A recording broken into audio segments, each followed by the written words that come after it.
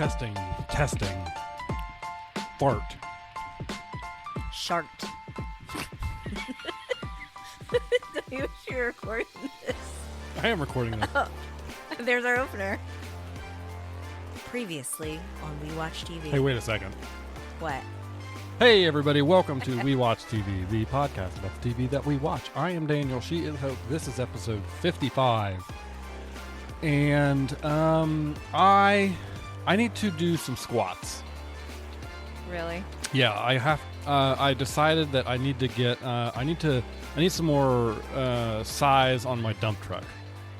Got dumps like a truck. My badonkadonk like needs to what, increase. What? I yeah. bought some new running tights, and they're very nice. I like them quite a bit. But the one downside is, by about 3 miles into the run, they're sliding just enough. And I think if I could just get like a quarter-inch, half-inch extra little lump on there, that would stop them from creeping down. Okay, so what I was about to say, when I was like, and yeah, but you just continued, you guys are missing a key part of this story that he's telling you. So we're talking, and he's like, I think I need a little bit more, like a bigger butt. So I use will different fit better. words. I think I use different words on Yeah, our run, I'm just trying to keep it censored. And I said, yeah, you need a little bit of like a badonkadonk. I was like mine. And then he goes, well, I don't need that much. And I'm like, well, thank you. And you have a good day too. Forgot I said that. That's my husband. I don't know. Is that a compliment that you gave gave me? I mean me? it in the most complimentary way you could possibly take it. Okay, just the way you said it was like, well, I don't need that much. I wouldn't want you to change a thing. Okay. Is what I meant. And send tips for Daniel to help. I know what you could do. There was this, I bet you could still find the DVDs at Walmart. I actually one time pulled it up on YouTube and did some of the exercises a long time ago. I'm going to walk you back in history. Maybe 2008, 2009 era. Kim Kardashian had a workout series called Fit in Your Jeans by Friday. And she totally, because she's known for her, her backside. What a lot of people like about her. And they were specifically targeted on how to make that part look better. Some of the workouts were difficult. I don't think I'm going to do that. I think she mainly was working with her trainer, but she was in the video. But then I remember there was, I used to watch Keeping Up with the Kardashians when it felt more authentic.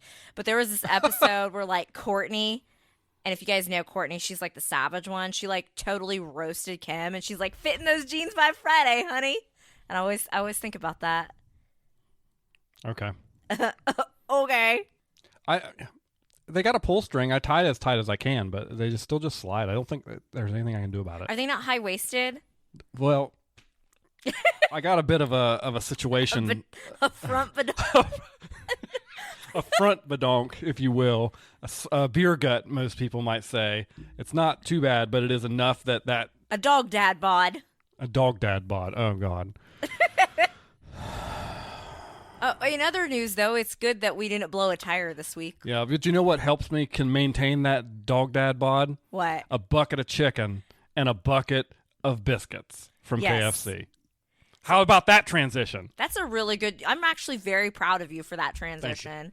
So, was it last weekend when I ate some of your chicken that you had, and I was like, oh my gosh, this is genius. Yeah. Because I'm normally not a KFC person. I don't... it's just not my thing, but apparently it's my new hyperfixation as well. So on Sunday, we're we're going to have a busy day. We have a lot to do, a lot to get done. Let's order a bucket of chicken to take care of lunch and dinner. But when you go to KFC, you got to get some biscuits as well. So we're looking at the website, and it was do you want 1 biscuit? Well, obviously I need more than that. Do you want 2 biscuits? Fair enough. Do you want 4? And then I was like, no. Because we want 2 meals out of it. Yeah, so what's the next logical step after 4? 6 or 8. 6 or 8? No, it goes all. Was it 15 or 12? It's 12. It goes from 4 to 12. That's quite a transition. I don't know. I feel and they put the 12. If you order in a mini bucket. If you order an 8-piece chicken bucket, they put the 12 biscuits in the bucket that 8-piece would come in. The same thing. They would be all together and touching. No. But that's how many biscuits that is. For 12 in a bucket of chicken. Yeah, and I know they have smaller boxes that they could have fit 6 or 8 in. Well, when you walked in the house with the food, I was like, okay, why did you bring 2 buckets of chicken? And then you're like, no, this is the bucket of biscuits. I was like, well, that checks out since we had to get 12. And no, we did not eat them all, but we did eat quite a few. They're little. They are little boys. We ate more than half. Let's put it that way. It was a trying weekend after a trying week. And sometimes you need to just sit down with a bucket of chicken and apparently a bucket of biscuits, because that's a thing. It's finger licking good. Sometimes you just need that, and you need some good quality TV, which we'll get into in a minute. But first, you might need a good beverage to go with that. And we learned some stuff from a week ago. We learned something about the pop or soda, as some call it, squirt. Yep. Are we children? Yes. I mean, we did start the podcast off talking about, badonkadonks, rumps. We were rear laughing ends. about farting and sharting before starting recording. So that is a disclaimer that while we can be mature adults, we'd rather not be. We find, I mean, why? Life, life's too serious as is. Have some fun. But apparently squirt is not as uncommon as we thought. Maybe we're the area where it's less common. Maybe it is nationally a thing, but rare in some places, and we're the place where it's rare, because it's always been rare to me. Well, I have a lot of followers on Twitter that listen to the podcast from the Pennsylvania area, and they were all like, yeah, like everybody's heard of that, like you guys are weird. But then one of my friends from Tennessee, she answered on our Instagram poll, like, what on earth is that? I have no idea what you're talking about. So if I had to guess, it's probably more like regional to that Pennsylvania area that touches into West Virginia. Sure. And maybe that's why we only see it at our famous Dollar General. I'm in that one Dollar of like General way. 5 in our county. Yeah, but the one that I go to is mine, and I'm in there way more often than I like to be. But does Rat Baby's lady still work there? No, she's not. Well, I haven't seen her. One time Daniel was wearing, was it like your Teenage Mutant Ninja Turtle shirt? And she said that she was naming her rat babies after the turtles. Yeah, because she had Splinter, and then the Splinter had kids. And I always wonder how she's doing and how the rat babies are. It's just things I think about. I try not often. Things that keep me up at night. But anyway, our Twitter poll and our Instagram poll, overwhelmingly, people said that they had heard over of the there on the pop Instagram. soda squirt. On the gram. I think really only like one person on Instagram had never heard of squirt. Yeah. And that was the person in the Tennessee region. On Twitter, 76% of users said yes, 12% said no, and then 12% said, what on earth is that? This is hard-hitting data. It really is. So, and it just seemed like we were getting a kick out of like the name and everything. And everyone was just so normal about it. So I'm like, okay, are we immature? Yes. We're like the Michael Scott in this situation. We are immature, and that's fine. It is my new hyperfixation, though. Take that as you will. I did get a new. You specifically requested me to get a second case. I said, when please I went. Bring home some squirt. So that'll be in your life for a little while. Refreshing. I'll probably be sick of it by like March. I'm Yeah. not really sick of ginger ale, though. The only reason I didn't drink those other ginger ales that you bought was because Daniel dropped the case and they were all dented. Listen, I was trying to carry 4 cases in at a time, as you do, because you only want to make the one trip from the car Yes. in, and something. That is one of your skills that you should put on a resume. Pack mule. Yeah, like if you ever wanted to be help with like moving, contact Daniel. Keep it under like 75 pounds, because I can move a bunch of stuff, but one heavy thing is a little bit difficult for me. My favorite thing is when we go into a store together and you insist that we don't need a cart, and then next thing you know, he's got like 5 things like under his chin, on his chest, then carrying in his arms. I'm like, that's what they make these things. They're called carts. In the South, some people call them a buggy. I've heard people around here say buggy. I say cart. That's what those are for. Okay, but so our Walmart has just the big ones. They don't have the ones you carry with your hand, and they don't have the little short stubby ones. You mean a basket? Yeah, the baskets. I was like, that's not a cart. You don't roll that. You hold the basket. But I like the little short one that's like half the size, but they only have 2 of them in the whole store. I've never seen. Are you talking about the ones they give for kids to use? No. Like the little It's a regular play cars? adult-sized cart, but it's just half the size of the regular one, so you can zip around the corners a Meanwhile, I'm little like faster. Cam and Mitchell at Costco and Modern Family, and like, where do you get the big thing? That's because I don't. That's why I don't take you to stores. I guess because we not. can't come out we can never come out with just what we wanted. We come out with 15 other things. There have been as well. times where I've gone to Target and I had like one thing in mind, and then I buy everything but the thing I actually went to get. But we watched a new show. What show was it? We watched Ted on Peacock. Yes. 7 episodes, which is a really weird number It does of weird show things for of my episodes. OCD. I don't like it. Like 8 or 10. Yeah. If you're familiar with Ted, it's the Seth MacFarlane Ted. So the same. So there were 2 movies. Yes. Probably what The first movie came out in 2012. So 12 years ago. It's been a good piece. Okay, I'm going to hyperventilate a little bit knowing that. Anyways, there were 2 movies. Seth MacFarlane voices a teddy bear that came to life to help his friend, Johnny. And Well, how it works was Johnny loved his teddy bear so much he wished him to come to life. So then Ted came to life. And while Ted is super cute and adorable, he's also a foul-mouthed bear that basically, if you've ever seen Family Guy, his vernacular is very much like Peter Griffin. They even like make a reference to that, I think, in the second Ted. So he loved him so much that he wished him to life. And he's a bear that, smokes, drinks, is vulgar, but looks like a cute, adorable little teddy bear. And so the show, Ted, is like them in high school. Yeah, it's a essentially. prequel. It's a prequel to the movies. And Seth MacFarlane still voices Ted. Obviously, Mark Wahlberg, who plays John Bennett in the movies, is not. I think that would have been funny. That would have been funny, if they could have actually. gotten like Mark to like pretend to be in high school, because that'd be like roasting like how you watch like all these shows and there's like people in their 30s, which I mean he's like probably, how old was he, like in his 50s at this point? Probably, yeah. That would have actually been pretty up, funny the fellow more I kids? think about it. But the actor that they got to play him, I can tell, watched the movies, did his homework, and like copied Mark's like mannerisms, and I Yeah, think he did does a a good great job. And then they have the mom and the dad in there who plays Susan. That is also the mom, Cassie and Lexi's mom on Euphoria. She's been in Legally Blonde. She is hilarious. And once again, she takes on another role and just perfection. So it's basically him. He's living with his parents.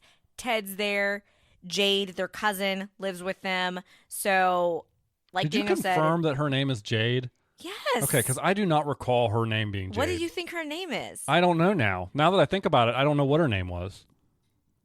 It's Jade. If you would have said the cousin, Now- I would have said, yeah, what's her name? Now I don't you know have what me. her name I want is. to verify it right now. So hold that I just thought. don't remember them saying Jade at any point in the show. And They it really. say it several times. Several times. I'm bad with names, people. Like, real bad. Like, I almost don't remember. Sometimes I sit around and I think, That's not her name. ah! I knew it! I can't believe it's not Jade. It's nothing with a J, right? I gotta see if that was her name on Legacies, the actresses, because now I'm over I here gotta going know. insane, thinking that I'm crazy. Okay, I just like to say, you guys know that I am just as bad with names. And remember, like Toblerone, Jackson Avery from Grey's Anatomy on Only Murders. So we would always say the wrong thing there. Her name was Jade in the Legacies, the spinoff of the Vampire Diaries in the originals. So that's why But are we talking about Legacies, the spinoff of the Vampire Diaries and the No. originals? Okay, what are we But talking that's about? why I knew I kept calling her Jade. Okay. What do you think her name is? I don't though? know. I have no idea. Blair. Blair, okay. So, Breathe. cousin Blair lives with them, now that we've gotten that cleared up. We had a whole conversation about it, and you made me, you roasted me viciously that I did not remember that her name was that. And guess what? I didn't know what her name She was. played Jade in Listen, another show. I didn't know what her name was. You know what? But I knew what her name wasn't. I'm going to blame the toxins from KFC in my bloodstream. It's all that chicken and skin. Squirt. Oh my gosh. Anyway. She lives with them because she is in college and Yes. she needs a place to stay. And her parents are apparently even worse than Maddie, who is The dad. The dad in the show. Classic Boston. Yeah. I won't use the derogatory term that the Boston person I know uses for them, but classic Boston. Massholes? Yeah. Are we allowed to say that? I thought that was their word. I don't know. People call West Virginia people hillbillies all the time. So what's the difference? I would say that if you liked the movies, you're going to like the show. If you did not like the movies, don't watch the show. If you've never seen the movies, I think you can still watch this show, especially if you're familiar with Seth MacFarlane stuff, if you've seen Family Guy, and you can enjoy it. But there's little like sprinklings and like Easter eggs like kind of connected to the movies. So I really think I don't remember what really happens in Ted 2. I don't either. Maybe watch the first one. Yeah, if you watch the first one, that'll be enough. I think if you haven't seen them, but you like Family Guy, you'll like the comedy here. If I want to say this don't right like now. Family Guy, don't watch it. You do not want to watch this. And you will not like this. It is a step above Family Guy when it comes to like language. Mm-hmm. Because when you are on a streaming show, you can kind of do what you want. So obviously, if you've seen the movies, you know that you're going to hear some certain bad words. So I just want to say this right now, guys. If you don't care for very offensive humor and you don't think you want to see a really cute teddy bear being foul-mouthed and you just, that type of, in a weird type of show isn't your vibe, don't watch this. If you are like us and very immature and laugh at names of Pops called Squirt, badonkadonks, whatever, what will you? And you have our, I guess, I don't know, it's not, we're smart, so it's not intelligence level. What would it be called? Just like maturity level, right? Sure. And you're looking for something, some mindless TV that you can just zone out to, have a good time with and laugh. I think this is the show that was for the you. kicker for us getting into this show was that we sat down with our food, tired from the weekend or from the week, and we were like, I don't want to watch Echo. I don't want to watch The OC. I want to watch something that I don't have to think about, that I can just sit here and just laugh at. And I was like, fine. And we signed up for Peacock because we didn't have an account at that moment and started watching Ted. Well, I feel like they haven't really marketed this very well because I hadn't even heard about it. And now I realize, like, some of the TikTok clips I've seen, I was like, oh, that's what that was from. Yeah. And I remember seeing like Ted and somebody, I was like, is that like a flashback scene from the movie that I just forgot because it's been so long since I've seen the movies. And I turned to Daniel and I'm like, okay, I agree with you. The OC is too depressing right now. My brain can't focus on anything. So that was an evening where if we didn't find a new show, we'd bring out a tried and true favorite like Step Brothers, which is our go-to movie for just when we need to just laugh and, just kind of zone out. So we, like he said, we literally signed up for Peacock. Now we knew there was another movie, which we're going to get to, that I knew was streaming on Peacock, and we wanted to watch the Olympic trials, which NBC had limited coverage of, but I'm like, bonus, we'll get to watch all of that on Peacock. So now I'm going to go through, and there's some shows that you guys have suggested to us in the past that we have not been able to watch because we did not have Peacock. So now that we do, we can get around to those. I think Mrs. Davis is one of them that a listener suggested, like almost. It's been a while. It's probably been like 8 months ago. We're very bad. I can try that now. It was just one of the things. We have pretty much every streaming thing, but not Peacock. Traitors is a reality show that somebody suggested that we watch. That's on there. It's got Pilot Pete from The Bachelor on there. It's like former reality contestants like backstabbing each other. Do I want to watch this? I don't know. Okay. You're a complicated individual. What'd you think of it? I loved it. It was exactly what I was looking for in that moment. It's not the greatest thing that I've ever seen in my entire life. No, it's not the funniest thing. It's not even the funniest thing I've ever seen in my entire life. But what we needed this weekend was that, and that's what we got. The only thing I wish was it had more episodes. Yeah. I feel like it could at least one more. Get it to 8. Get me to an even number. I believe all the episodes dropped the same day on January 11th, all 7, so they're all on there that you can watch. I definitely said, I agree, it was really funny. It was the perfect thing that we needed. I really like it because obviously since it's a prequel, it's set in the 90s, like when they're in school in 1993 or something? 1996 in the movie. No, it's not 96. You are incorrect. It's absolutely 1996. They say it multiple times. It's 1993. You're going to leave this in since you got to roast me for something. Episode description. No, you're right. They did go to... Actually, I'm sorry. Right. You are right because they went... In one of the episodes, they went to see Jurassic Park, and that came out in 1993. So that is my error. And here is an example, folks, of when the few times that I am wrong, most of the time I'm right. It's 1993, and Ted the Bear's moment of fame has passed. He's living back home with his best friend, John Bennett, and his family. While Ted may be a lousy influence on John, he's a loyal pal who will go out on a limb for friendship. And they do kind of like reference, because in the movies they do reference, you see the backstory of how Ted came to life and got famous, and now they're like roommates again. So they very briefly glaze over that in the very first episode, kind of like a really quick montage. I mean, you don't need much explanation. Yeah. But as I was saying, the 90s, obviously we were younger than that. We were not in high school that early. We were in elementary school. But so much of that time period, just it's becoming to the point now where I'm getting depressed in a way when I watch media. And I'm like, oh, this is supposed to be like back along, like the way I feel when I watch Stranger Things. Because, I wasn't alive, or I was just an infant in the 80s, so I don't really remember that, or like stuff from the 70s. And I'm like, this doesn't look like it was that long ago to me. Because that's like the vibe that we had. And I'll definitely say this, the fashion of the 90s, half the outfits that Blair, not Jade, she played Jade on another TV show, half the outfits that she wore would still look cute today. Because so much of the fashion is coming back. I mean, do you agree? Yeah. It's one of those things where you sit and watch and be like, oh, I'd see people wearing that. It's also one of those things where a lot of TV shows, when they go back and do like period pieces, they like go for the stereotypical look. Yeah, and they beat you over the head with it. And they beat you over the head with it, whereas this has gone more for the realistic. Like, this is how people probably dressed, and how people probably dressed in the 90s is not that much different to how we dress today when it comes to, like, the regular casual stuff we're wearing. I like the sets. I like their house because it is, like, a quintessential 90s house. It reminds me of the home I grew up in. Like, there was one thing where they I don't know why, they have to, like, move away. And they're like, oh, we're going to have to move. Goodbye, house. Good. When they start saying everything they'll miss about it. And they're like, goodbye, drawer with the plastic bag that holds other plastic bags. And I'm like, did everyone's mother in the 90s keep, which I feel like we've done here because of the influence of my mom, our moms on us. Did everybody have a drawer that was a drawer just for your plastic bags and you put all the bags in one bag? Yeah, absolutely. And I always they reference Aladdin multiple times. I enjoy that. So I like the little You liked all the references. Winks. You really lost it at the OJ thing at the end. Yes. So I think this was like the finale episode. Yeah, it was the finale. It was after prom. Obviously, John is with his dates. Things are getting a little spicy. And then suddenly it's like, wait, what is that? The news breaks in on the TV they had on. The news breaks in and the juice is loose. He's on the road.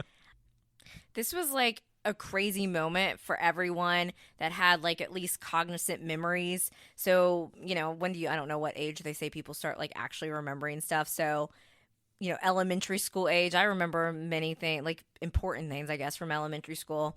So I feel like everybody who was able to form memories back then remembers when O.J. Simpson was in that white Bronco and it cut in on like every channel that people were watching. That's what it was. I remember exactly. I was watching like TGIF with I think I was watching it with like dad, probably eating ice cream, having a great time. TGIF, what a time to be alive. And suddenly that's on TV. Back to Ted, no season 2 confirmed, which is a little irritating. I feel like it's gotten it's starting to get more buzz. I saw the buzz on TikTok before. Obviously, don't listen to you about confirmations for shows. Though. Do not. Yeah, we'll get to that here in a second. I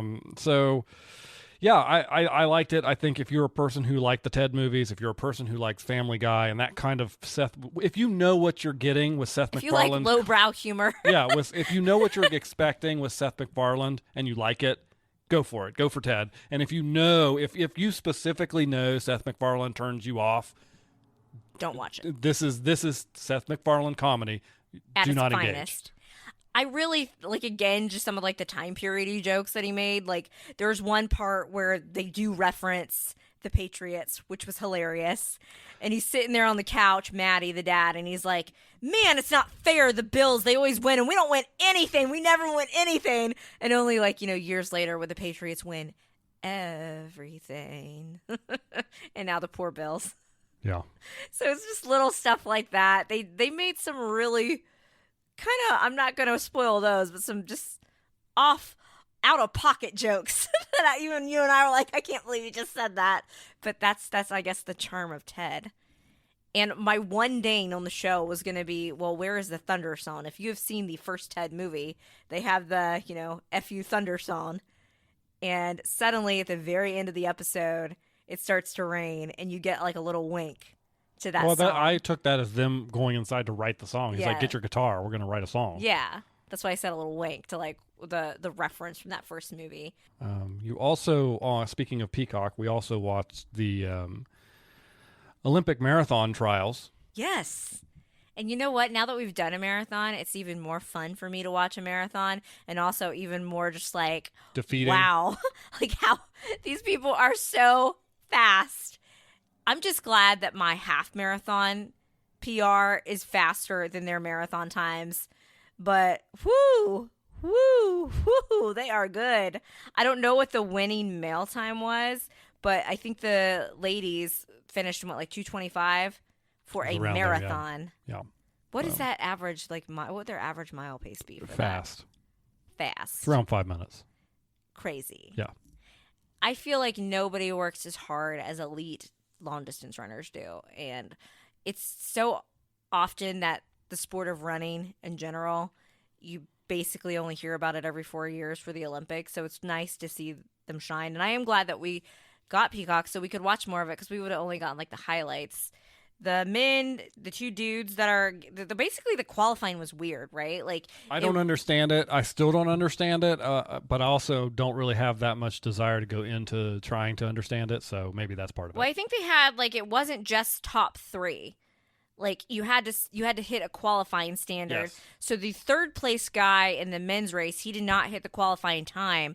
So he's not confirmed a spot in Paris. But he could get a But he spot, still which I could get a think is spot. dependent on maybe like some of the other countries and how many they get. I don't know. I guess it was a little confusing. The top two guys, they ran together, like they were training partners. Yeah. And the guy that won, basically, like the other guy let him win. Like the other guy was like high fiving people, fixing his hair, out to have fun, and you could see him. He was like, "You take the dub." Could you have done that? I don't think I could. It'd have been really tough. I mean, again, I've never like had a training partner that like I trained like that hard Like with day for in, day that out long with. and had that kind of relationships with. So maybe I can't say for sure, but Maybe he's just, like, "I'll have my spotlight in the summer," and he was yeah. I mean, I'm sure the agreement is, hey, we're going to run together Yeah. and get through this trial. But when it comes to the marathon in the Olympics for the actual gold, like I think it was a really touching story, and I really liked seeing them finish. And that is such a special thing and bond that runners have together, especially someone you train with.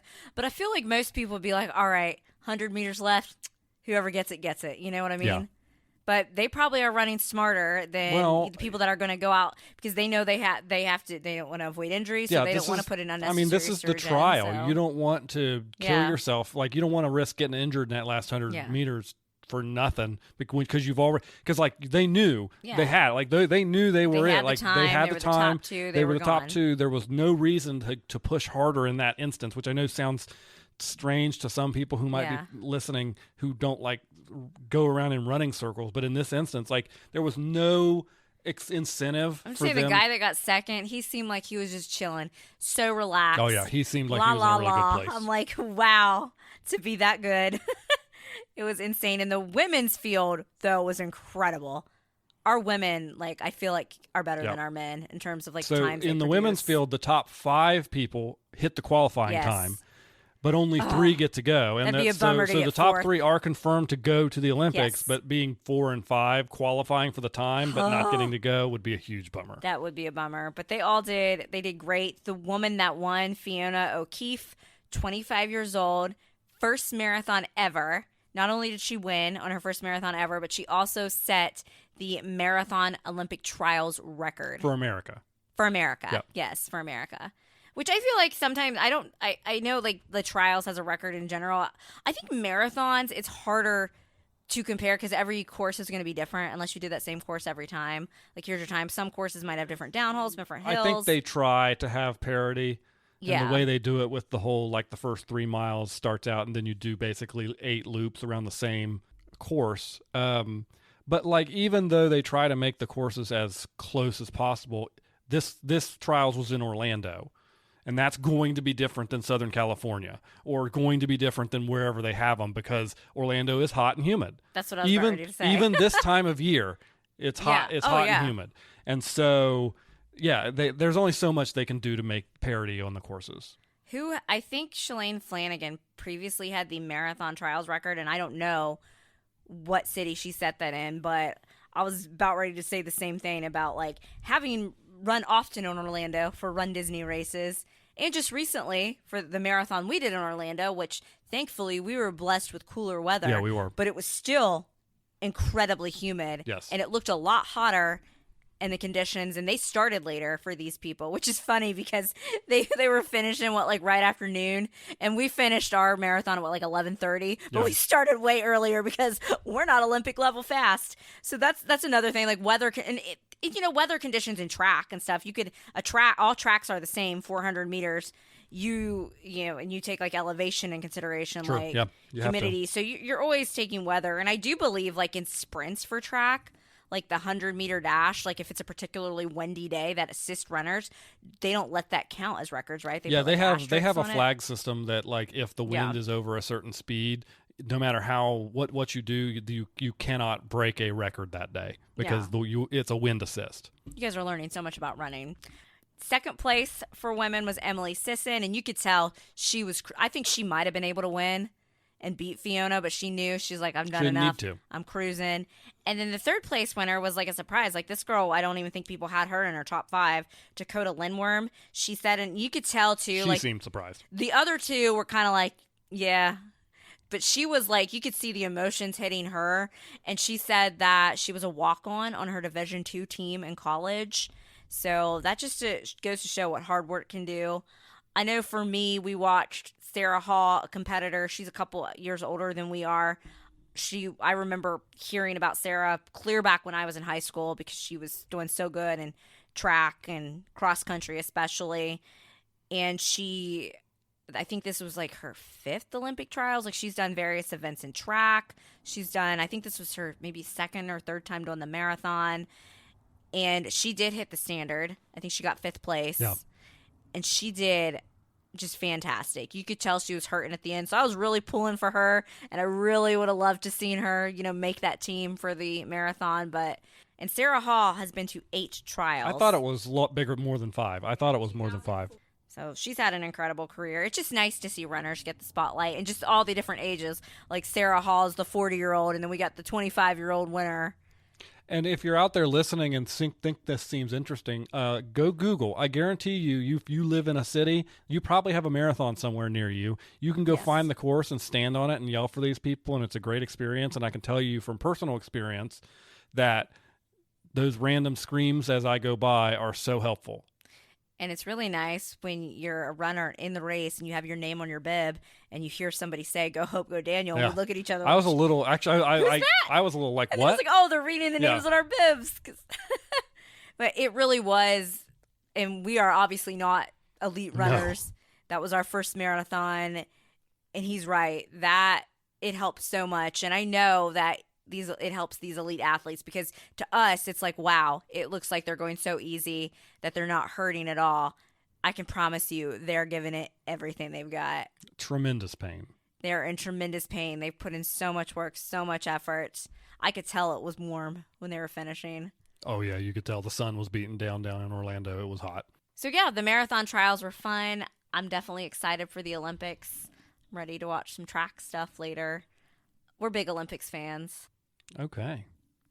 So we did finally finish Percy Jackson and the Olympians. Yes, that's a good segue. Why don't you say, speaking of Olympians? Oh, because I had one good transition in me for this episode, and I already burned it. What'd you think? Too short. What did you think of the resolution, though? I wanted more resolution. Yes. I wanted more, of the we finally get to meet, Zeus. Poseidon, in a meaningful way. We go back to camp, finally. And we find out who the betrayer is. Yeah, but it's like 3 minutes on screen. Yeah. And it's like, it's a 8-episode show, and I have the same problem with Ted. They could have made I can tell you they could have had 10 episodes, and it wouldn't have felt stretched. Ted, I think the 7 is weird, but I'm whatever about it because they were a little bit longer. The Percy Jackson thing, I totally agree with you. 8, they could have had 10. we could have had a whole episode focused of him up there meeting Zeus, Poseidon. Like, it was because that was such a pinnacle moment that we were building to. Yeah. And they just kind of like scooted past it. And I don't know if that was all they ordered or if they are trying to, market this for children as well as, children, young adults, and kids have shorter attention spans. Sure. I'm not quite sure. But it was very much like, all right, we spent all this time, boom. You know what it almost reminded me of, which is not a child show? All the build up to the battle in Game of Thrones, and then it was like Arya stabbed the Night King. I was like, all right, we're done. I don't know how long that scene lasted, but in terms of the existential crisis of the show, it felt like they were over that really fast. Yeah, and it's not this is much more positive than we ended up with that in Game of Thrones, but it was just it just seemed like we were building for the entire series to this moment, and then it was over very quickly. And then suddenly they're back at camp. And then they're back at camp. And then we find out who the person that was going to betray Percy was, and I never trusted him. Luke. Yeah, I know. Never trusted him. What do you think? I even said. I get it. Yeah. When he was on episode 1, I was like, he's being too nice. I was like, something's up with this kid. So that was a pretty powerful scene, very impactful at the end, because obviously Annabeth had the invisibility helmet thing, and they're brother and sister, half brother and sister, something like that. I don't know. Very close, and you could tell he was a little bit emotionally impacted when he realized that. He had tears in his eyes when he realized that. Go watch the scene again. No, I was just thinking about, aren't they all cousins? I don't know. Yeah, but they're closer though. They explain this. I haven't read the books yet. I'll be able to understand this more once I read the books about the familiar I just wouldn't all the half-bloods be cousins because they're all half they're one of their parents is one of the gods, and the gods are all brothers and sisters. So wouldn't can we go back to the plot? You don't want to do the family genealogy with me? His eyes were very sad when he realized he's oh. And he just seemed kind of he didn't want her to know that he was the one basically trying to screw him over. He made some good points though. It's always the villain making him we're making some Magneto points where he was because the whole time you and I have been screw the gods because we feel like they're treating these kids horribly. And that's basically what Luke is doing. He's going to go work with the daddy god that they have trapped somewhere. So that was the big reveal, but I looked at you and I'm he's got a point. So clearly Luke's our new big villain, working with Kronos. Yeah. A little bit. I don't know what's up with me. Suddenly, I like Luke. After he comes out as the villain, after being he's too nice at first. That's issue. Just some issues here. You have some issues. But yes. do you not agree though? You always side with those characters who are misunderstood. Not necessarily even villains, but definitely on the gray side of the moral scale. Yeah. But because you agree with their ultimate point, you agree with what they say. You just the way they go about it. The execution is the problem. Exactly, precisely. That's why because it usually ends up executing people. That's why I do always end up falling on the good side. In the end, it was just when you can't sit here and tell me that he wasn't making points when you and I are on literal recording of being these gods are dumb, saying how annoyed we are with them. Yeah, for sure. I like Poseidon better. I will be though. interested to see when you get into the books if there is a different because they do not come off as very good. And what I know of Greek mythology also outside of the books, they're not particularly good. So I felt like Poseidon came off a little better in the finale. You can tell that he does very much care for Percy. He had his back. That moment where he kind of touches his cheek and they looked at each other, that was some good acting. The kid that plays Percy is doing a phenomenal job. Yeah, I agree. He is that eye acting too. That just gives me the emotions. The whole cast is good. I really think so, especially the kids. It's hard to get good actors at that age. Well, it's a big risk because you don't know. They might, you've seen a lot of actors who were actually pretty good when they were younger, and as they grow up, aren't as good. They yeah, aren't as you good. can see that. So it's a risk when you do a show like this. But yeah, like I said, let's address the elephant in the room. All right, here we go. Last week I was working with some pretty poor information on the status of season 2 and season 3. Apparently, You always confirm your facts before you spit them out. As of this moment, season 2 hasn't even been greenlit. And Daniel last week was like, "Yeah, they've already filmed season 2." Guys, just like you shouldn't source Wikipedia, you shouldn't source TikTok either. I am surprised they have not greenlit season 2. I'm surprised and annoyed and a little worried. I feel like more people, now that all the episodes are out, or it's just my algorithm on TikTok is like just feeding me Percy Jackson stuff. That can sometimes make you think something is bigger than what it is. Exactly. And then after like 8 or 12 hours, it just kind of goes away, and all of a sudden you're like, where did all that Percy Jackson stuff go? I know that a lot of the book readers really liked the series, and then there was I guess there was one change that a lot of book readers complained about, and they ended up giving that to us in a flashback form, like the little training sequence with Luke. I can't wait to read the book so I can make my judgment on that. So I mean, I really liked it. Like they said, I read when I looked it up, when I fact checked Daniel, because I was like, wait a minute, because I had seen another TikTok where people are like, oh, I hope we get a season 2, but it hasn't been confirmed yet. I'm like, Daniel just said they'd filmed it. What they've said is that they have a plan in place to, if they can get 5 seasons, to do the first 5 books per season. That is their ultimate plan and goal and hope, but we have not gotten the season 2. I know Disney seems to be pushing it though. They've had the cast in the Walt Disney World parks doing like little quests. So like go drink the blue milk and the green milk, and clearly there's more of a thing with the blue candy that you see like Percy always eating in the show that I'm sure is going to be explained in the book. Because if anybody's ever been to Galaxy's Edge, the Star Wars land, you can get the blue or the green milk, and like they hand him green milk, and he's like, "We're Percy Jackson, we only drink blue stuff." So, and I know they would put like little winks in that. So I'm guessing that's more explained in the books. What do you think?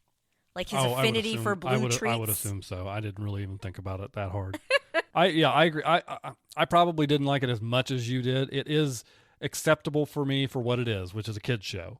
Yeah. At the end of the day, this was a show based off young adult novels for young adults. It was entertaining. I got through. It was something that to look forward to each week to watch, which right now and for the next foreseeable few months is going to be something rare to have something to look forward to. And so it was nice. Strike's been hard on some shows. It's been hard. So it's been nice to have it around. I do want a second season. And I don't understand from where I sit and what I've seen what the holdup is with announcing a second season. I thought it was perfectly entertaining. It does. I feel like, and I've always heard the comparisons with the books that it's sort of like Harry Potter-ish. If you like kind of that stuff, you're going to like these. I definitely think that a show format is perfect for Percy Jackson. So Lin-Manuel Miranda's pretty popular, and he's like the producer, I believe. It doesn't matter. And I don't know. I hope they get more. I've seen plenty of shows. Everyone go watch it so we can have more. A lot of shows these days have like one of their main actors in the show or an actor in the show is also like an executive producer, and that does not save them from getting canceled. Like I do not know. Like things are real weird right now in the streaming world. Stuff is getting canceled and stuff is getting moved to shows. I would like to think that they're going to get a second season, but I'll be honest with you. The longer we go here without an announcement, the more concerned I get, because the show is now completely out and everybody can go watch it. And maybe Disney's waiting for a couple weeks to see what that does for the numbers. But like, if we don't get something here in the next few weeks, I'm kind of concerned. And I do know that like Bob Iger has said they've pulled back on some of their Disney Plus stuff because they sunk a lot of money into that. I don't think they quite got the return that they expected on certain things. You know how it goes. The shareholder value. And they've been pulling back on some of those projects, and I don't know how expensive Percy Jackson is to produce or anything. I do feel like it came out at a poor time. Like if you're going to come out around like Christmas time, don't come out I feel like it was like right at Christmas. Like it wasn't like early December or during like break. Because you and I, we didn't start we had like the first 4 or 5 episodes that we were able to get into. Yeah. I think it was like the first 4. And that was really nice. So, yeah, I'm a little worried too, but I'm still hopeful. that it'll pick up enough buzz, because there are some people that do wait until the show is completely out and then they go in and they binge the whole thing. So we gotta hope those people, and it bodes well for me. Like I said, like the cast is doing a bunch of press stuff right now. They're sending them in the parks. They're putting them on social media. I don't think they would put that investment in the promoting the show if they planned to just be like, no. I would like to think not. So, but if you're someone who's interested in the show, if you're a book reader or if you're not, but you think you're interested in the show, now is the time to watch it, to put those numbers up, I guess, is the thing to say. Because if you wait and watch it 6 months from now and they've already told you they're not going to do a second season, then what are you doing? Yeah. So I'm excited. Biggest complaint, too short. I'm trying to think. Oh, and of course, Aries. We were like, we really like Aries. And I think we learned in the episode before last that he was kind of like working on the villainy side as well. What do you think of that? They're all villains. The gods are all villains in my mind. So it doesn't matter. Yes. You can like them, so but they're Luke? as villains. Would you join in Team Luke? No. Would you have gone through the door with him? Well, I don't know. All right. So you also watched The Bachelor. Yes, I did watch The Bachelor. You did not join me for this episode. No. This is episode, I think that was the second episode. So we got to have our first group date, our first one-on-one. I'm just going to say, first off, I have not liked The Bachelor for years. I like Matt James. So he was like one of the pandemic seasons, except for, I mean, you saw the funny version of him on Dancing with the Stars. I saw no personality Matt James. I don't know what they were thinking with the editing on his season. This guy actually seems like a good guy. He's attractive. He seems sweet to all the contestants. I don't want them to, and you know they will, I don't want the producers to mess with him and ruin him. Please don't. And you know they're going to try. That's why the show exists. Everything they can to break this guy. But I think ratings could be up because, like we've talked about, There's a lot nothing of TV else on. going on. But I'm like, maybe it is, an example of when we actually are excited who the Bachelor is. The way he like wipes the tears when the women cry is just so sweet. It's just so sweet. He just seems like a good listener. He's a good communicator. He just seems like a really nice guy. And I just know the show and the producers are just going to put this poor man through the ringer. I can already tell, even if I hadn't read spoilers, I can already tell who he's most into, though, because the poor man doesn't have a poker face. You can tell who he likes most. It's glaringly obvious, the contestants that he, is into. So he did go on the first group date. They made them, I hate when they do this, but they made them all dress as brides. But at least they didn't do like a fake wedding. What they did instead was they had like a reception. So they had like cake and stuff, and all the girls got to go around like and act like how you would like at a wedding reception. I'm like, so I'm glad they changed that script, because I would hate to be on the group date where I had to put a wedding dress on and like me too pretend to have like a wedding. But you would think that would be really fun, but it was actually sad for one of the girls because her dad passed away 7 months ago, and she said like she just realized like that her dad would never see her in a wedding dress. And you could tell that was an authentic moment. Like, this contestant was kind of getting on my nerves because I feel that's the one, the sisters, remember? And he was more into the younger sister, so this was the older sister. But that was, I felt like a real, like, very raw and, like, sad moment. And I'm like, you wouldn't think about that from taped a silly on group date. and put on the TV for national audiences. I guess so. She self-eliminated, too. She realized that she couldn't handle it, like, the show, and she was still, like, just kind of sad about everything that had gone on and that she wasn't going to be ready for the pressures of it. And I don't think he was that sad because I don't think he was super that into her. But I feel like as a lead, they always say that it messes with their heads when contestants self-eliminate because it messes with their confidence levels. Sure, I can see that. We had our first, I feel like they're really reaching lately because I think the more the show is on, people are aware of the camera, and you either go on to intentionally become a villain and get screen time, or you try to play nice for the cameras so you don't get the villain edit. So basically, what they reached into was one of the girls, a 31-year-old, started crying because she was the oldest contestant on the show. And that she was old and, like, washed up, and, like, she had, like, basically she's like, my life is almost over. I'm 31. And then the other girl was like, hey, everything's okay. She's like, I'm older than Joey. I'm 29. I'm almost 30. She's like, we have like an advantage. We have more experience. And another girl, listening in on the conversation, decided that she was going to insert herself into this conflict. I don't remember seeing this girl at all in the first episode. So I'm like, do you want screen time? What is going on with you? And tried to say that the other girl was like gaslighting and downplaying the girl that was upset about her age, and like tried to make like a whole big thing about it. And I'm like, this is the drama that we're reaching into. And I guess this particular contestant has like doubled down on Instagram about it, and like everyone's like, okay, she's like the most annoying one. Like, why would you? It never goes well. Does it? You've seen the show enough. Does it go well when you insert yourself in a conflict and when you go cry to the Bachelor about so and so said this about so and so? Does that ever go well for anybody? It's the cardinal sin number one of the Bachelor franchise. Yeah. Whatever happens, do it every time. Whatever drama is taking place, sit on the couch, shut your mouth, talk to the Bachelor about you and him. Yeah.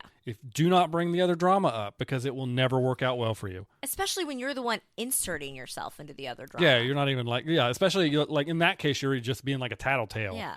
Like which on something that sounds like here wasn't even really drama. And like the two girls, like they kind of talked to each other, and you could tell the one was a little irritated, but it seemed like they were like whatever about it. Like fine.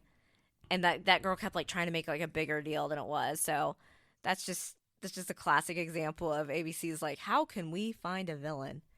And then his first one-on-one was with Daisy, the Christmas tree farm girl. They're going to have like their own Hallmark movie. She's the one that has the cochlear implant because she got Lyme disease. And I didn't know that like getting Lyme disease, you can like lose your hearing. So I'm like learning new things about that. And you can tell like, I keep seeing on Reddit, everyone's like, why does she keep bringing it up? And why is she so concerned about it? I'm like, one, that is a concern. Two, like when you do, I feel like if you were to get in a long-term relationship with somebody with a disability, there are like different struggles and challenges that you're going to face. Yeah. So I feel like sometimes when I get on the Bachelor Reddit, you can always, you can tell who the over 31 people are that have more life experience that are like, well, this is why you would bring that up. This is why she might feel concerned. So yeah, that's just what's going on with the Bachelor. You're not missing much. You'll tune in when things get crazy with fantasy suites, right? Sure, why not? You always tune in when the producers are messing with him and everybody's crying. We also watched one of the Oscar contenders this year, the movie with Paul Giamatti, The Holdovers. Yes. Also streaming on Peacock. Another great reason that Peacock app is paying off for at least right the now. month. We're getting our money's worth. This is a movie. We saw a preview for this before we saw the Taylor Swift Eras Tour movie. And I remember thinking the preview looked good. Completely forgot about it. When I saw the list of nominees for Best Picture, saw the name The Holdovers, had no idea it was this movie until I went in and read the episode description. I'm like, oh, I remember this. So this is just an example of why I like it, that we always try to watch as many of the Best Picture nominees as we can, because I'm not sure, I'm going to be perfectly honest, I'm not sure I would have remembered this movie at all and been like, let's watch this. What about you? I wouldn't have watched this movie if it wasn't nominated, no. I personally thought it was great. What'd you think? Yeah, I thought it was very well done. I enjoyed it. It wasn't like anything earth-shattering or it was very much like they knew what they wanted to make with this movie, and they made that movie, and they were in their lane with it. They wanted to kind of harken back to the 60s and 70s style of making a movie. It felt very much like that. The time period was very much like was 1970. Yeah, like turn 1971. Yeah, 1970 into 1971. I enjoyed it. I again, I'm not high on it. I'm not low on it. It was a very good movie. I see why it was nominated. It deserved to be nominated, and I enjoyed it. Yeah, I really liked the story. I thought the story was great.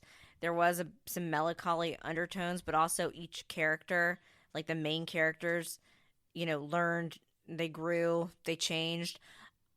We committed the cardinal sin and started the movie at almost 10 p.m. I don't think if we had watched, say, like Killers of the Flower Moon, that we would be able to have watched that particular film at 10 p.m. No. This was a very, and when I say easy watching it, I'm not trying to dumb down the movie. That's not what I mean. But just the flow of this movie, the pace, because it had a lot of humorous parts to it as well. It's a good movie for you. It's not gonna. I'd be surprised if it won Best Picture. it's not as up there with some of the top tier ones. That being said, the supporting actress, I don't remember her name right now. I think it's like Joy something. She's in actually Only Murders. She plays the cop in that. She was phenomenal. So yeah, she was great. I personally think, I know America Ferrera is nominated for supporting actress as well, and she was great in Barbie, and that monologue was great. If I had to pick between the two of them, I would give it to this woman. Yeah, having seen those two, those are the only two I've seen that are nominated for that category. Yeah, I would pick her over America Ferrera. And I think she has a good chance to win because she won the Golden Globe for it, and the Golden Globes in the major categories do split it. Like Paul Giamatti won because they do like comedy or something. So he won for that, but Cillian Murphy won the other. I think Cillian Murphy will win because the Oscars, it's just the same thing. But for some reason, for supporting, they put them all in one thing together. And she did win at the Golden Globes. So I feel like does increase her chances to win. Every character, even if I wanted them all to like, hang out at the end or whatever, they all learned. By the end of the movie, they were all on a better path than where they started. And it was nice to see them kind of do that. And you were like, oh, what happens next when then credits rolled? And you were like, oh, man. So you're kind of left to assume, but you're left to assume that things are going to be better. Like Paul Giamatti's character, he needed to get out. Like he needed to get out of boarding school, Yes. So, it has a Christmas vibe. It has a very big Christmas vibe. So to wrap up on this one, I would just say if you have Peacock already and you are interested in watching some of the movies that were nominated for Best Picture, I would highly recommend giving this one a look. It's good, easy watching, not easy watching. Again, not easy watching in a derogatory way, but easy watching, and it's a very, I don't know, comfortable. It's not too deep. It's a comfortable movie to just kind of settle into and watch. Some people go through these stories, and I think that I really enjoyed this movie, and I kind of wish there were more movies like this kind of movie. They're just telling some character stories. I agree, because you don't get a lot of these anymore, and I understand why, because there's a business side of it, and then I don't know what the box office was for the Holdovers, but I can't imagine it was amazing. So I understand why movies like this don't get made much anymore, but I do think that I wish more movies like this were being made. One of the reasons why we focus on TV shows more than movies in this podcast is because you tend to get more character growth in TV shows. Well, this is a movie that really, especially of the three characters, you do see character growth, you see change, and it did a really good job with that. It was just a good story. Yeah. I agree exactly with what you're saying. Like, it's not too deep. It's not, but it's not like, it's not dumb. You know what I mean? Like, it's still a good movie to watch. It's going to make you think, but it's not going to be one of those where you're like, wait, what did I rewind this? Wait, what are they saying? Like, it's not like that. It's easy watching from that perspective, and just the story from start to finish is good, and I feel like it's satisfying. Yeah. And one final point to say on it before we move on, I will say that, like, it was based mostly in 1970 and then kind of crossed over to 1971 there at New Year's, and they were very much, like, in their own little story, but also being affected by the world in general at that time. And even though it was 1970, the issues that were you could tell that as much as you could apply the issues of that day, those issues also were applicable to what's like. They wrote it in a way that were like, that is relevant today. Like to the things, army and stuff like that. Yeah, like to all the things, socio-economical things we're going through right now in this time. And it kind of gives you a little bit of almost a historical, I know he's a history teacher, so here I go, my history major. Gives you a little bit of a perspective of, like, sometimes we're looking at the news and thinking everything is awful. Well, everything's always kind of felt awful sometimes. Yeah. We've gone through periods where we feel that way. And so for me, it almost kind of gave a little bit of, like, a shining light on, like, we've had these periods in the past and we made it. And so hopefully maybe, we'll make it through this one too, because it was a tough situation in the world in 1970 and we all made it through. So I kind of like that optimism that it brought to the story as well. Yeah. Paul Giamatti always just gives us all in every role too. Yes. I don't think he's going to win either, but he deserves. He definitely deserves the nomination. I don't think he's going to win. And this is, like I said, this is one of my favorite things about and one of the reasons why Daniel and I like to choose to watch the Best Picture stuff, because this is going to sound pretentious, but it's a way to be exposed to just different types of art, different types of film, and different types of stories that you might not see. Because yes, movies like Barbie, which are great, I still think Barbie's better than this movie, but they're more popular at the box office. And I think one of the things and why we like to do it is we might not otherwise have heard of these movies or seen these movies, because even though Daniel and I saw a preview for this, I completely just slipped my mind until I was like, wait, oh yeah, we saw the preview for that. So I would definitely recommend it. If you have Peacock, you want to watch a good movie, a good story, give this one a try. Okay, so your notes here say Friday Night Lights again. Okay. Can we just leave it at that? You're still watching Friday Night Lights. I still am. Again. Okay. Can we move on? Texas forever, baby. Oh, my God. I put that in my show notes because I figured you were going to roast me, so I wanted to take care of it first. Ah, I see. Clear Well eyes, done. full hearts, can't lose. All right. Well, the OC rewatch continues. We've only got one episode for you this week because we binged a bunch of other stuff that we've already previously talked about here. And every night we've sat down for dinner and we're looking at the last, 8 to 10 episodes depressing. of the OC, and it's starting to get depressing. And we're already in seasonal depressive disorder time of the year, and we both know the train that is coming towards us at the end of season 3 of the OC, and it's like, I just don't want to get there. Yeah, because the whole show is just going to be impacted by that. So anyways, what episode did we watch? We watched season 3, episode 18, The Undertow. It aired on March 23rd, 2006. Jess returns with news about Trey. Who is Jess? Oh, if you remember Trey, Ryan's brother's little girlfriend, drug dealing little gal, the one that OD'd with the blonde hair. That's Jess. She's back. It's almost like I Turned to You, the episode before this. I'm like, I think Jess comes back at some point. Then I'm like, maybe she already did and I'm confused. And I'm like, I think she comes back and she's obsessed with Ryan. Then I'm like, maybe I remember that wrong. Unfortunately, I did not remember that wrong because she's back. Kirsten helps Ryan confront his savior complex. Does she, though? Does she do a good job? I think the Coens' approach to parenting is to not just completely make all the decisions for them and be in their face and be more of a guidance. I get that, but at some point, Ryan needs somebody to actually be in his face about this because it's a real problem. I agree. And then Seth and Summer receive sex counseling from Taylor. That's the episode description. So this episode had it all. Oh, and Marissa and Voltron. They finally hooked up.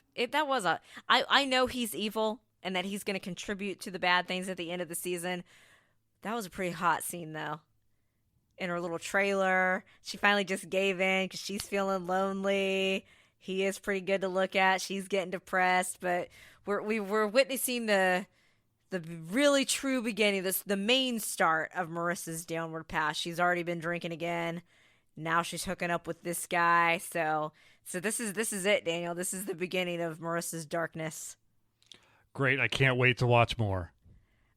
What do you think so about excited. Taylor giving guidance to Seth and Summer? A little weird. It's weird. She's weird.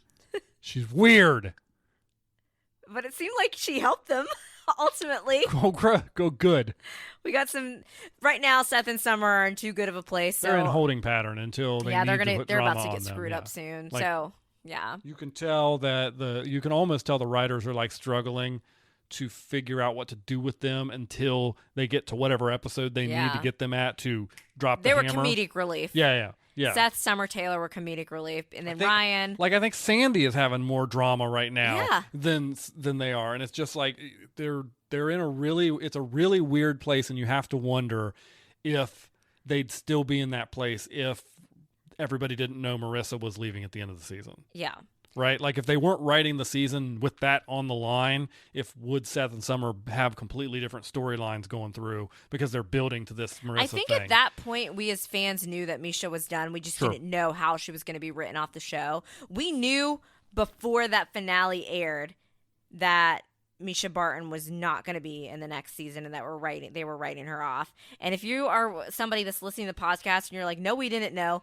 well, then you might have not been one of the people that was on all the spoiler websites or like pinkistheblog.com that I used to go on that would cover these shows. It wasn't like I would get like major episode spoilers, but would have like that updated information. So I knew what was going to be I didn't know what was going to be the fate of Marissa Cooper, but I knew that the actress was not going to be coming back. And I think by that point, probably, I mean, that's late spring or, I know at least by April. So right around then, I would have known that. With the whole like Jess thing, let's circle back to that with Ryan. I was just as annoyed by it on my rewatch as I was on my original watch. I'm like, why is this girl do we here? have to circle back to it? He's just being so annoying, and it's just... Well, he did the savior stuff with Sadie first. You know how we say we like television shows because we like to watch characters develop and grow? Yes. The reason that Ryan is so annoying right now is because they're beating our head against a brick wall. He's just doing the same thing he did in season 1, the same thing he did in season 2. Well, he did it like episodes ago with Sadie. The same thing he did in season 3 to a different character. Like a few episodes ago, and now Sadie's his girlfriend, and he's doing the same thing. And now to he's her. gotten to the point where they're writing characters, pointing it out to him. Yeah. And he still can't help himself, and they're writing him to not be able to help himself. And I just don't understand how... I haven't seen season 4. Yes. So... And I don't remember a ton. I hope that he's not that same character in season 4 that's doing this. And I don't remember a ton about season 4, but I do know that in season 4, there's another character that actually helps Ryan this time around that we've already met and that we already know in the show. Oh, wink, wink. But I don't remember. I've never rewatched. I've rewatched the finale for the OC many times, but I haven't really done much of a rewatch of season 3 or season 4 just because season 3 is so depressing.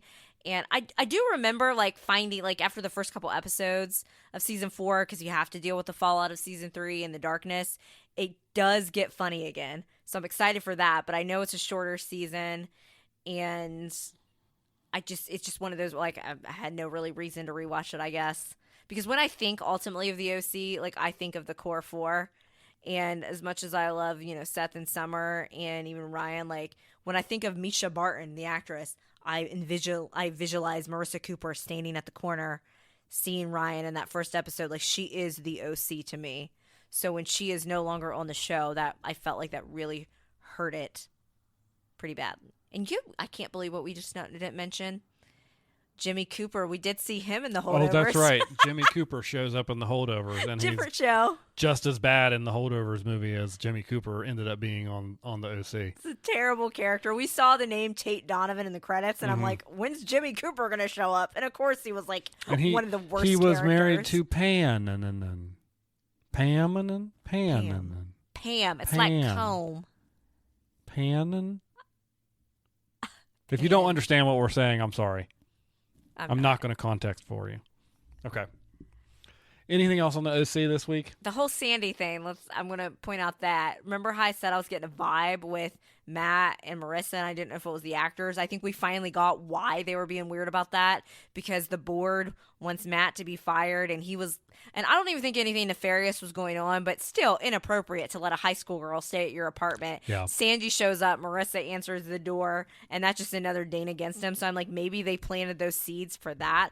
Again, I don't remember how that storyline ends. I don't know what's going to happen. I clearly did not care about the adult storylines when I was a young person watching the show. No, you did not. At all, because I didn't remember stuff from season 1 with the adults, didn't remember stuff from season 2, and I don't remember anything from season 3. Purging season 3 looks like it may have been the best thing you could have done. Yes. So, with that out of the way, I think that wraps us up for the week. So we want to thank everybody for listening in, and just give a shout out. We have an Instagram account called We Watch TV Podcast, and if you want to go follow us and read some of the weird posts that we make, or we put some interesting stories up, and obviously we've read off some polls here in the last couple of weeks, so we do some polls. Just head on over there to the Instagram, and give us a follow. And we do promise we'll get back into watching Echo soon, but it's as the tone of this episode notes, being all over the place, we weren't in the mood for serious. No. But you all have a great week. Thanks for listening to this episode of We Watch TV, a podcast about the TV shows we watch. You can find more from Hope and Daniel on Instagram at We Watch TV Podcast. Drop us a line if you like the show, have a question, or a recommendation. You can find Hope on Twitter at Lil Runner and Daniel on Twitter at The Real Hobo Dan. Music for today's podcast was provided by Your Tunes from Pixabay. Artwork was created using the AI program Midjourney with prompts written by Daniel.